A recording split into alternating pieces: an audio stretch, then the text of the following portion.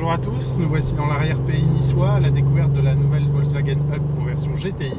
Alors pour le lancement de cette variante sportive, la marque joue un peu la carte de la nostalgie en nous rappelant les grandes heures de la Golf GTI qui avait lancé la grande mode des bombinettes.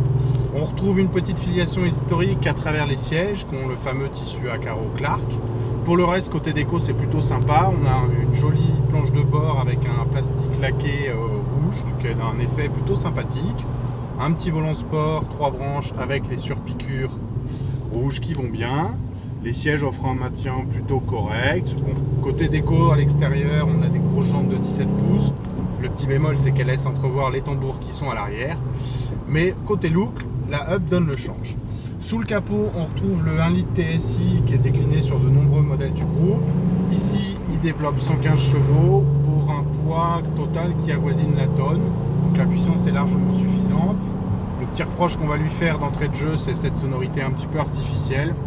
Alors en conduite sportive, pourquoi pas, tous les jours, ça a un petit côté lassant. Après c'est une affaire de goût, mais tant qu'à faire, j'aurais aimé pouvoir couper cette espèce de haut-parleur qui nous renvoie une sonorité rauque un petit peu marquée. À la conduite, ça l'est plutôt sympa, le moteur est très souple, la boîte est un petit peu longue sur les derniers rapports, mais c'est vrai que dans le cadre d'une utilisation quotidienne, on est très à l'aise, le moteur reprend bien en bas du contour. Il rechigne pas à monter non plus vers la zone rouge qui démarre à 6000 tours minute. Donc c'est plutôt sympa. Pour les puristes, il aurait fallu un étagement de boîte un tout petit peu plus resserré. Mais pour une utilisation polyvalente, c'est plutôt pas mal vu. Alors après, le châssis a été rabaissé d'1,5 cm par rapport aux versions normales. L'amortissement a été revu. On a une auto qui est ferme, mais sans excès et qui maîtrise très bien les prises de roulis en virage. Là on est dans une épingle et franchement ça se vautre absolument pas. Donc ça c'est plutôt pas mal. Le moteur est pas désagréable dans les tours. Il aurait éventuellement juste fallu rapprocher les derniers rapports, mais là vraiment sur une montée de col où on évolue plutôt en 3e qu'en 5-6e, c'est pas trop gênant. Donc voilà, par rapport à la concurrence, on pense notamment à la Twingo GT.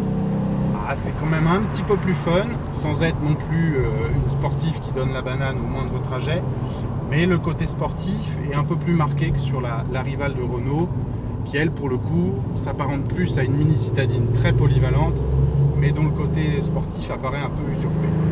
Côté tarif, la Up démarre en 3 portes à 16 790 €, un prix qui est plutôt bien placé, avec un équipement correct. La petite lacune un peu étonnante, c'est l'absence de régulateur de vitesse. Pour cela, il faudra piocher dans le catalogue des options. Mais pour le reste, on a une dotation qui est très correcte, notamment avec phare essuie-glace automatique, comme sur le reste de la gamme, ainsi qu'un freinage automatique d'urgence.